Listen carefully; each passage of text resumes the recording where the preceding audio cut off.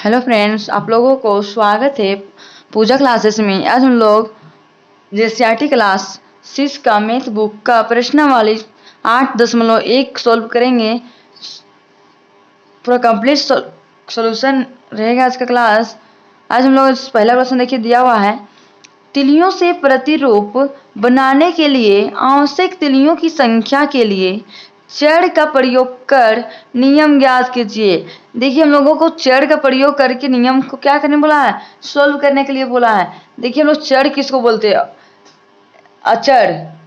अचर किसको बोलते हैं, अचर किसको बोलते हैं। देखिए चर अचर किसको बोलते हैं, 1 हो गया, 2 3 4 5, ये सब क्या है हम लोग का चर है, सॉरी अचर है। और चर हम लोग किसको बोलते हैं, ए हो गया, बी हो गया, सी हो गया, डी हो गया, एक्स वाई जेड, ये सब क्या है हम लोग का, ये सब हम लोग का चर है। तो देखिए हम लोग चर और अचर में हम लोग को समझ में आ गया। अब चलिए हम लोग आते हैं क्वेश्चन पे। ए नंबर में दिया हुआ है,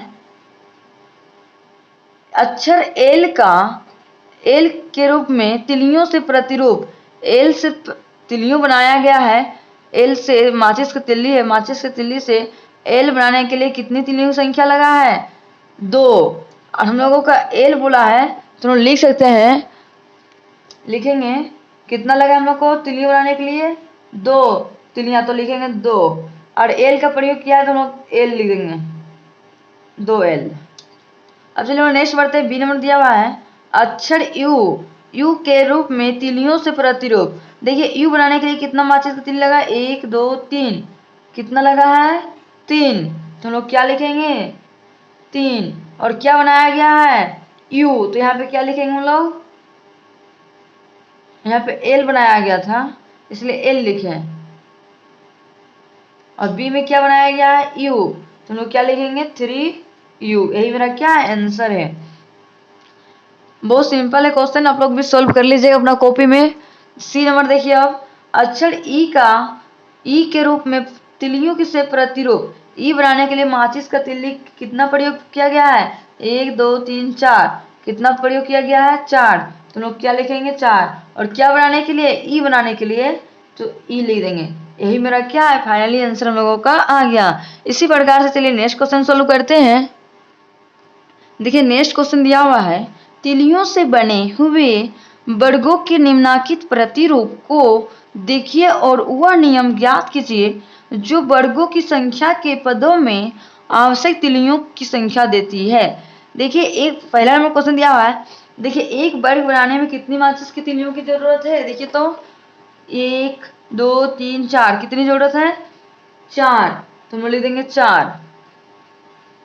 एक माचिस की तिलियों बनाने में कितना जरूरत है, 4। तो हम लोग कितना लिख देंगे, 4। अब चलिए नेक्स्ट देखते हैं। दूसरा में दिया हुआ है, एक वर्ग है, 2 वर्ग है, इसमें 2 वर्ग में कितनी माचिस की तिलियों की जरूरत है, चलिए गिनते 1 2 3 4 5 6 7, कितनी जरूरत है हम लोगों को, 7। तो यहाँ पे कितना लिख देंगे, 7। 4 मेरा क्या है, फाइनली आंसर है, इसका भी 7 है। अब चलिए इसी तरह यहाँ पे नेक्स्ट देखते हैं। एक डब्बा बनाने के लिए कितनी माचिस की जरूरत है, 2 2 3 4 5 6 7 8 9 10, कितनी जरूरत है, 10। तो हम लोग यहाँ पे कितना लिख देंगे, 10। 10 मेरा क्या है, फाइनली आंसर आ गया। इसी प्रकार से हम नेक्स्ट देखिए, 4 डब्बा बनाने के लिए कितनी जरूरत है, 2 4 6 8 10 11 12 13, कितनी जरूरत है, 13। तो यहाँ कितना हम लोग लिखेंगे, 13 मेरा क्या है, फाइनली आंसर हम लोगों को आ गया। बहुत सिंपल क्वेश्चन है, आप लोग भी सॉल्व कर लीजिए अपना कॉपी में। अब चलिए नेक्स्ट बढ़ते हैं, तीसरा नंबर क्वेश्चन। देखिए अब नेक्स्ट क्वेश्चन हम लोगों को दिया हुआ है, तीसरा नंबर में, वह संख्या ज्ञात कीजिए जो 1 से 7 अधिक है। देखिए अधिक का मतलब क्या होता है, प्लस। अधिक का मतलब क्या होता है, प्लस। और कम का मतलब क्या होता है, जब हम लोग क्वेश्चन में दिया रहेगा कम, तो उसका मतलब क्या होता है, माइनस। आप लोगों को समझ में आ गया होगा। चलिए क्वेश्चन सोल्व करते हैं, बहुत सिंपल क्वेश्चन है। ये क्या बोला, वह संख्या ज्ञात कीजिए जो 1 से 7 क्या है, अधिक है। अधिक मतलब क्या होता है, प्लस। तो हम सिंपल क्या लिखेंगे, x प्लस कोई भी x प्लस 7, मेरा क्या है, फाइनली आंसर हम लोग का आ गया। इसी प्रकार से चलिए हम नेक्स्ट क्वेश्चन सोल्व करते हैं। देखिए हम लोग को नेक्स्ट क्वेश्चन चौथा नंबर में दिया हुआ है, गीता की वर्तमान उम्र y वर्ष है। देखो वर्तमान मतलब क्या होता है, वर्तमान मतलब अभी, अभी उसका उम्र कितना है, y वर्ष है। 5 वर्ष पूर्व उसकी उम्र क्या थी, 5 वर्ष पूर्व मतलब क्या होता है, पहले। 5 वर्ष पहले मतलब पहले, पहले मतलब क्या होता है, माइनस। पहले मतलब क्या होता है, पहले मतलब होता है माइनस, और बाद मतलब रहेगा तो क्या करेंगे हम लोग, प्लस करेंगे। तो हम लोग पूर्व मतलब क्या होता है, पहले। तो हम लोग वाई वर्ष, अभी वर्तमान में कितना है, वाई वर्ष, तो लिखेंगे वाई। पूर्व मतलब क्या होता है, पहले, पहले मतलब माइनस, तो लिखेंगे वाई माइनस कितना वर्ष है अभी, 5, तो लिखेंगे वाई माइनस 5। मेरा क्या है, फाइनली आंसर हम लोगों का चौथा नंबर का आ गया है। इसी प्रकार से चलिए हम नेक्स्ट 5वां नंबर क्वेश्चन सॉल्व करते हैं। देखिए अब नेक्स्ट क्वेश्चन हम लोग को दिया हुआ है, एक बांस की लंबाई 8 मीटर है। देखिए मान लीजिए एक बांस है, ये बांस का लंबाई कितना है, 8 मीटर है, 8 मीटर है। इससे x मीटर का एक टुकड़ा काट लिया जाता है। मान लीजिए ये बांस की लंबाई कितना है, 8 मीटर है। 8 मीटर मान लीजिए एक बांस को हम लोग x मीटर क्या किए, काट लिया जाए, x मीटर काट लिया गया, तो दूसरे टुकड़े की लंबाई क्या होगी, तो दूसरे टुकड़े की लंबाई क्या होगा। तो चलिए हम सॉल्व करते हैं। एक बांस की लंबाई कितनी है, 8 मीटर, तो लिखेंगे 8 मीटर, उसमें से काट लिया तो उसका माइनस में हो गया, घट गया, तो क्या लिखेंगे, 8 माइनस एक्स मीटर। यही मेरा क्या है, फाइनली आंसर हम लोगों का आ गया।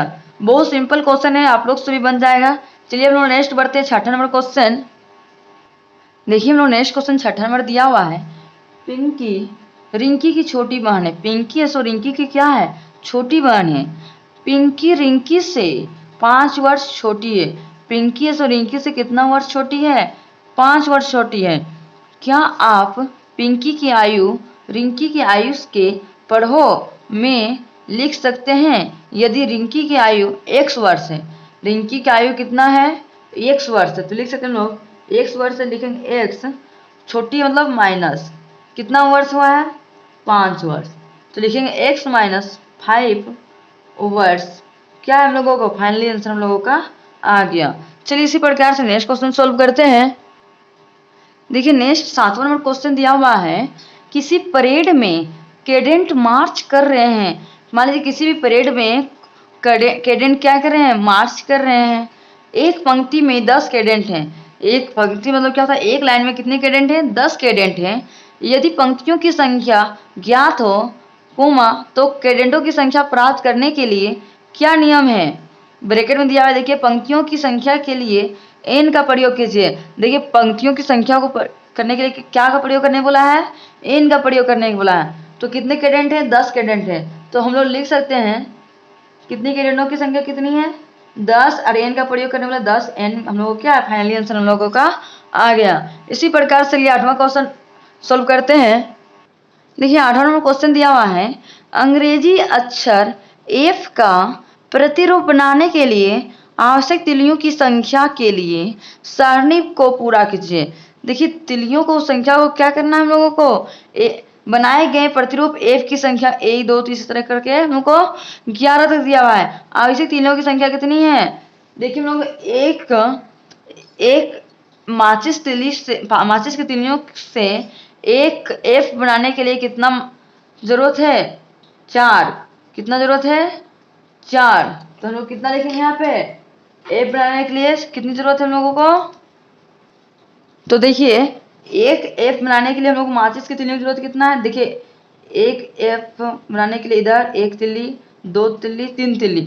एक f बनाने के लिए हम लोग को माचिस की तिल्लियों की संख्या कितनी होनी चाहिए, 3। देखिए हम लोग को प्रतिरूप में f की संख्या के लिए चर कितना दिया है, n का प्रयोग कर नियम लिखिए। हम लोगों को n का प्रयोग करके मान लीजिए एक माचिस का, तो 1 लिख के n 1 गुना 3 बराबर कितना होगा, 3। तो एक f बनाने के लिए कितनी माचिस की तिल्लियों की जरूरत है हम लोगों को, 3। उसी प्रकार से हम लोग 2 को कितना 6 और 3 माचिस तिल्ली से 9, 4 के 3 का डबल पढ़ दीजिए 11 बार हो जाएगा, 12 15 18 21 24 27 30 33। इस तरह करके हम लोग को आगे भी इस तरह से हम लोग को बढ़ते जाएगा। यही हम लोगों को क्या है, फाइनली आंसर हम लोगों का आ गया। चलिए अब इसी प्रकार से नेक्स्ट क्वेश्चन 9वां नंबर क्वेश्चन देखते हैं। देखिए 9वां नंबर क्वेश्चन दिया हुआ है a प्लस बी बराबर b प्लस ए क्रम विनिमय नियम है। ये क्या है हम लोगों का नियम है, कौन सा नियम है, क्रम विनिमय नियम है। इसकी जांच कीजिए। इसको क्या करने के लिए बोला हम लोगों को, जांच करने के लिए बोला है। जैसे देखिए 2 प्लस 3 बराबर कितना होता है 3 प्लस 2, इस तरह हम लोग लिखते हैं ना, उसी तरह यहाँ पे दिया हुआ है a प्लस बी बराबर b प्लस ए। ये मेरा क्या है, क्रम विनिमय है। तो चलिए a का बराबर दिया हुआ है हम लोग को 5 और b बराबर कितना दिया है 6। तो चलिए इसको सोल्व करते हैं। लिखेंगे a प्लस बी बराबर b प्लस ए। इसको आगे चाहे पीछे लिख के जोड़ेंगे तो हम लोगों को आंसर सेम उतना ही आएगा। तो चलिए a के बराबर कितना दिया है 5 प्लस b का मान 6, तो लिखेंगे 6 बराबर b का मान फिर कितना है 6 प्लस a का मान 5। अब चलिए इसको जोड़ते हैं, 5 और 6 जोड़ेंगे कितना होगा 11, और 6 और 5 जोड़ेंगे तो अभी 11। यही मेरा क्या है, फाइनली आंसर हम लोगों का आ गया। ये क्या है हम लोगों का, सत्य है, लिखेंगे सत्य। अब इसी तरह चलिए दूसरा नंबर सोल्व करते हैं। देखिए दूसरा नंबर क्वेश्चन दिया हुआ है a बराबर कितना दिया हुआ है 8 और b बराबर कितना दिया है हम लोग को 3 दिया हुआ है। तो चलिए इसको कैसे सोल्व करेंगे, हम लोग फॉर्मूला a बिठाएंगे, a प्लस बी बराबर b प्लस ए का मान हम लोग कितना दिया हुआ 8 प्लस b बराबर 3 बराबर फिर b बराबर कितना 3 प्लस a बराबर कितना है 8। अब चलिए इसको सोल्व करते हैं। 8 और 3 जोड़ेंगे कितना होगा 11, और 3 और 8 जोड़ेंगे भी तो कितना होगा 11। तो ये हम लोग को क्या है, सत्य है, दोनों तरफ बिल्कुल सेम आ गया, सत्य है। यही मेरा क्या है, फाइनली आंसर हम लोगों का आ गया। अब चलिए इसी प्रकार से हम लोग नेक्स्ट क्वेश्चन सोल्व करते हैं 10वां नंबर को।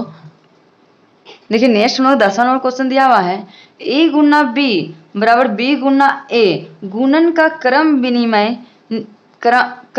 विनिमय नियम है, इसको सत्यापित कीजिए। इसको सत्यापित करने के लिए बोला है। देखिए जब भी हम लोग को क्वेश्चन में योग दिया रहेगा तो हम लोग क्या करते हैं प्लस, और जब हम लोग को क्वेश्चन में दिया रहेगा अंतर तो हम लोग क्या करते हैं घटाते हैं। जब लोग गुना दिया रहेगा तो हम लोग क्या करते हैं गुना करते हैं। जब हम लोग को भिन्न दिया रहता है तो हम लोग क्या करते हैं डिवाइड करते हैं। इस तरह को हम लोग क्वेश्चन को सॉल्व करते हैं। तो चलिए हम लोग को समझना होगा। अब चलिए a बराबर कितना दिया हुआ है 0 और b बराबर कितना दिया हुआ है 4। तो गुणन क्रम विनिमय किसको बोलते हैं, देखिए जैसे मान लीजिए 4 गुना 5 बराबर 5 गुना 4, इस तरह रहेगा क्वेश्चन। जब भी दोनों क्या समझ जाएंगे, ये कौन सा क्वेश्चन है, गुणन का क्रम विनिमय है। कौन सा क्वेश्चन है, गुणन का क्रम विनिमय। तो चलिए हम लोग सोल्व करते हैं क्वेश्चन को। लिखेंगे a गुना b बराबर b गुना a का मान कितना दिया है 0 गुना b का मान कितना है 4 बराबर b का मान फिर कितना है 4 गुना a का मान 0। तो देखिए 0 को 4 से गुना करेंगे तो कितना होगा, 4 से गुना करेंगे कितना होगा 0 ही होगा, बराबर 4 को 0 से गुना करेंगे कितना होगा हम लोगों का आंसर 0 ही हो गया। ये मेरा क्या हो गया, सत्य है। ये क्या है हम लोगों का, सत्य है।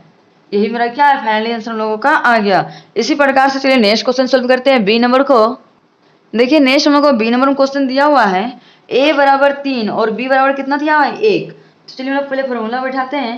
लिखेंगे a गुना b बराबर b गुना a का मान कितना दिया हुआ है 3 गुना b का मान कितना दिया हुआ है 1 बराबर फिर b का मान कितना दिया है 3 गुना a का मान 3 सॉरी b का मान 1 है 1। चलिए सोल्व करते हैं। 3 का टेबल एक बार पढ़ेंगे कितना होगा 3 बराबर 1 का टेबल 3 में पढ़ेंगे तो 3। ये हम लोगों का सत्य है। हम लोगों को फाइनली आंसर हम लोगों का आ गया। इसी प्रकार से चलिए सी नंबर क्वेश्चन सोल्व करेंगे। देखिए नेक्स्ट सी नंबर में दिया हुआ है a बराबर कितना दिया है 10 और b बराबर 7। तो चलिए हम लोग इसको लिखते हैं a गुना b बराबर b गुना a का मान कितना है 10 गुना b का मान 7 बराबर b का मान फिर 7 गुना 10। तो इसको गुना करेंगे 10 का टेबल 7 में पढ़ेंगे तो 70 बराबर 7 दाएं 70। हम लोगों का सत्य है। फाइनली हम लोगों का आंसर आ गया। अब चलिए इसी प्रकार से 11वां नंबर क्वेश्चन सोल्व करते हैं। नेक्स्ट देखिए हम लोग 11 नंबर क्वेश्चन क्या दिया हुआ है, निम्नलिखित को सुमेलित कीजिए। सुमेलित मतलब क्या होता है, एक दूसरे को मिलाना। पहले नंबर क्वेश्चन क्या दिया हुआ है a प्लस बी बराबर b प्लस ए। ये हम लोग कौन सा नियम है, योग का साचार्य नियम कि गुणन का क्रम विनिमय कि योग का क्रम विनिमयता। ये हम लोगों का है योग का क्रम विनिमयता। इसको हम लोग पहला का मिलाएंगे तीसरा में। नेक्स्ट देखिए दूसरा हमने क्वेश्चन दिया है ए गुना बी ब्रैकेट में बी गुना सी बराबर ए गुना बी ब्रैकेट के अंदर में गुना सी। ये हम लोगों को कौन सा नियम है? योग का साचारी नियम, गुणन का क्रम विनिमय नियम कि योग पर गुणन का वितरण नियम। ये हम लोगों को क्या है? गुणन का साचारी नियम।